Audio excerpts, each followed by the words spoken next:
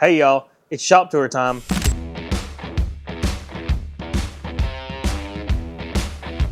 It's February here in Tennessee and it is cold today. So we got snow on the ground outside and I'm ready for spring.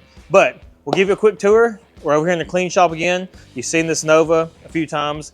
We're busy still on this thing. You can tell, we got the Billet Specialties wheels. They look great. Robert is over here doing some plumbing for the fuel lines, brake lines, and transmission cooler lines. We've got an American Auto Wire harness that we're about to put in this thing, and then start getting the vintage air and the Holley EFI put in there as well. So kind of all happening together on that. We've got to integrate these systems so that they all talk and jive together as one. You can see here the engine has turned out really nice. From before it came in, it just screamed 90s on it. Had the chrome air cleaner, had the chrome steel valve covers, and so what we've done is we got the Holley valve covers and air cleaner, which look really good. We like the black finish to kind of tone it down. The fins are always a good touch. We got the intake manifold, a throttle body, fuel rails, and everything from Holley as well.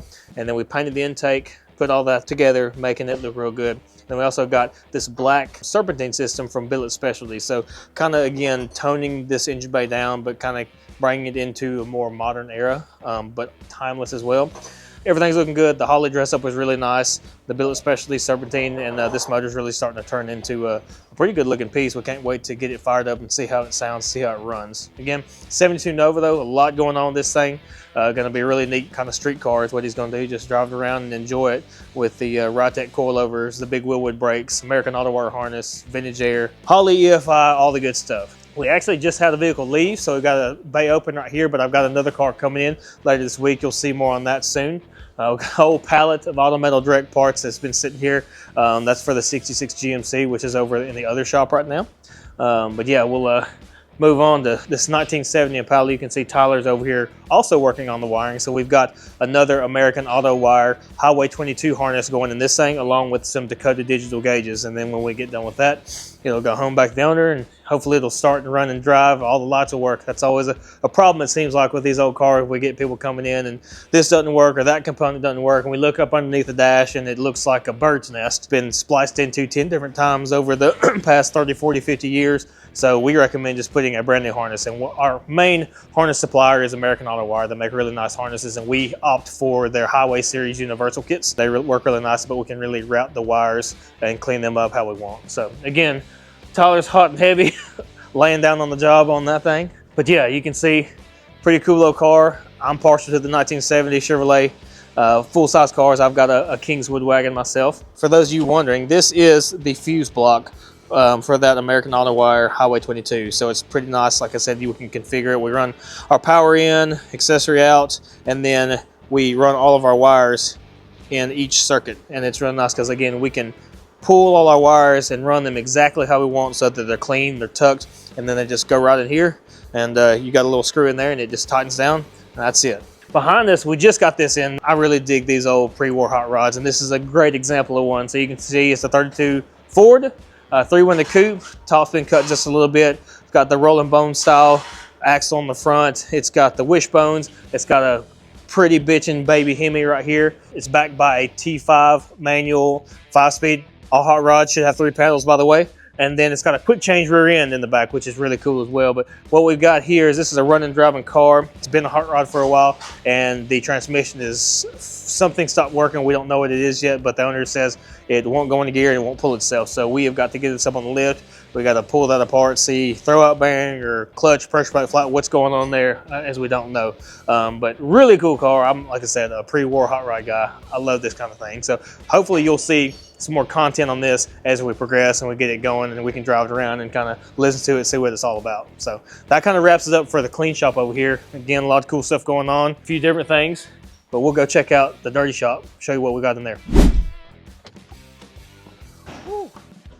In the dirty shop, BB is wide open, getting some rust repair done on these doors. So you can see here, we finally moved the 50 Chevrolet Styleline over here so that we can do some epoxy priming and then start doing some body work, which is exciting.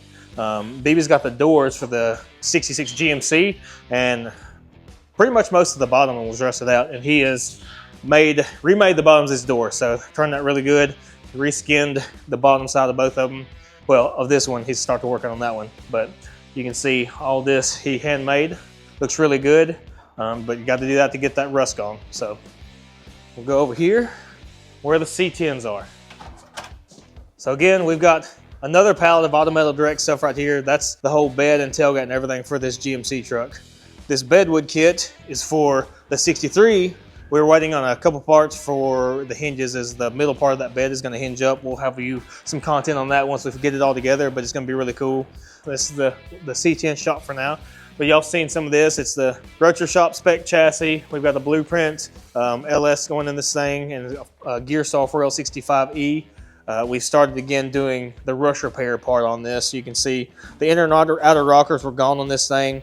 The cab corner on the other side was gone. We had to replace it. So trying to get all that back together, then we can hang those doors on and get those fitting, and then the front sheet metal, and make sure all our gap and flush, our panel alignment is where it needs to be at this point in time in metal. So you can see this inner and outer rocker we've got in. He's got it held in there right now with screws. So we want to not weld that in right now, and we're gonna hang the doors, again, get the door alignment and gap and flush fitting correctly, and then we'll weld all that in once we get it where we want it. These are both rusted out on both sides. Those have been replaced. So again, just trying to get that cab and all the sheet metal in good shape, get the rust gone, so we can then fit it, align it, and then build the bed, get this thing put together, and get it fitting. So again, this thing, we're waiting on some parts. It's really cool. It's definitely a patina out here, but inside, you know, we've done quite a bit of paint work. We put carpet in it, sound deadener. We put vintage air in this thing. We painted, you can see the vintage air plastic pieces. We painted them, match the color of the dash and whatnot. So inside this thing turned out really nice. Pretty cool little truck.